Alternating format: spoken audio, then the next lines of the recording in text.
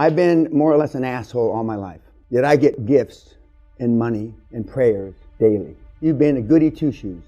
How's your program worked out? It hasn't. You're still dirt poor. You've been good to everybody in your life. You give them presents, you write them birthday cards and all the shit, right? How has it gotten you? I get share certificates in companies. I don't know where they are. I get $50, $100 bills, and I treat them like dog shit. And the worse I am, the more gifts I get. Again, how's your program working out? Most of the gestures of friendship that you do, nobody gives a shit about, because most of you are pleasers. I'm the antithesis of a pleaser. Henry Ford, the first a pleaser, no. Elon Musk, no. Bill Gates, no. Warren Buffett, I can go down the list. They have the same attitude that they don't give a fuck what you think, what you say, what you feel about them. It should not go unnoticed that how much different these people are than you. Am I the only one that sees this? They weren't afraid of anything, and if they were afraid, they did it anyway. Just the opposite of you. They're all alike. They're all assholes. They don't send flowers at Christmas or at Easter, whenever you say, I don't even know when you send flowers. They never say they're sorry, which is the biggest. When you cut that fucking word out of your vocabulary, you will grow 50% as a human being. Because first you cut the word out, the actual action. Then over time, you cut the feeling out. And all these guys are the same. Success leaves clues. If they're all not like you, what in the fuck is that telling you? But the key is, can you now do what you know it takes to be one of those kind of persons? That's the real question. Now, you have been taught to make people comfortable. You've been taught, for the most part, to be a pleaser. If you do that, you're going to take a long time dating professionals. You put them on your back heel, as they say in Britain. You make them uncomfortable. The first financial presentations, beads of sweat will come off their foreheads, the bankers. By the way, you know the word nice, the derivative of the word nice? It's a 13th, 14th century Anglo-Saxon word that means retarded, imbecile, moron. When my mother used to say, well, I got a nice girl, well, I don't want to meet any nice girls. Part of being a pleaser is giving tacit approval. Tacit approval is, you and I talk, you know I'm talking bullshit, but you don't say anything to me, you just listen. You might even shake your head like this, not on purpose, but just like this. So you're giving me tacit approval by not speaking up. And your whole lives have been based on tacit approval because you don't want to be confrontational, but pleasing and giving tacit approval is why you're here. Now, there's a lot of people you don't like, but you don't say that. A few years ago, I interviewed the former assistant to Tom Cruise. And I said, well, can you tell me without telling me anything private shit, you know, that's in the news that maybe I don't know? He says he gets up every morning, 4:35, like he didn't make a penny or a picture or wasn't famous. Every morning of his life, 7 days a week, he gets up like he's starting from scratch. Now, see, I don't consider commitment and focus a sacrifice. You do. Why? Because when my dad retired from the LAPD after 28 years of being a cop, he never took a fucking day off his entire 28-year career. So what kind of role model did I have? From 1971 to 1997, I worked every fucking day for 26 years. Every single day. From 1971 to 1997, I didn't take one fucking day off. If you think that I'm driven now, you should have seen me when I was 30. I was a psychopath that could work 120 hours a week, go 3 or 4 or 5 nights without sleep, drink like a fucking fish, fuck all day and all night. I was a living, walking, motherfucking psycho. And I used to give 5 to 8 presentations a day, 300 cold calls a day. But I was in a hurry and I was serious, unlike most people. I wasn't pretending, and I sure as shit wasn't a pleaser. Because to me, default of being poor was not acceptable. I'd rather be dead. And I probably had 100 suits. I'm 24 years old. I probably had 200 pairs of shoes, 10, 11 cars, 2 chauffeurs. It's not that you want this lifestyle change. It's that you demand it because you deserve it. When your mindset gets to that point, I mean, life changes. It flips. But if I have to motivate you kids, you're not going to make it. This is about creating generational wealth. Josh has done it in 3 as a 17-year-old. We have teenagers making $1 million a year. Well, I don't even brag about them. I don't even talk about them on the internet. Because $1 million a year is chump change. Well, then why can't you do it? Why haven't you done it? If a 17-year-old kid can do it, Jesus.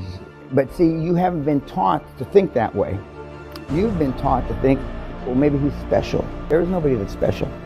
But seeing the person you could have been, now that's a bitch. Because heretofore, this is what you've learned about making money. Shit. There's no excuse for dying poor other than it's your fault. I couldn't understand why people couldn't come up with 6 or 8 grand 25 years ago. When I was my poorest, when I had nothing, I could come up with 10 grand. I mean, when I had nothing, I could come up with 10 grand. Like I took a shit. I don't know anybody that can't come up with 20, 25 grand. I don't know physically, other than seminar attendees, I don't know anybody that I've talked to in the last 25 fucking years that can't come up with $25,000. I may have bumped into him on an airport or some shit, or stood next to him in a fucking elevator, and the people that I know that couldn't come would be embarrassed to say they couldn't come up with 25 grand. Do you realize how low on the fucking motherfucking food chain you are? But who tells you not to just fucking do it, right?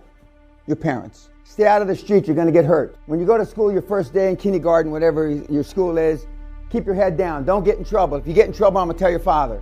And look what the result has been. Kids only lack leadership. They don't lack brains. What would you do if you weren't afraid of what your parents thought of you? It didn't bother you what people said about you, thought about you. You have no idea. And all of you in this room can speak louder and more forcefully. Nobody's ever accused, well, what did you say, Dan? I couldn't hear you. My whole life.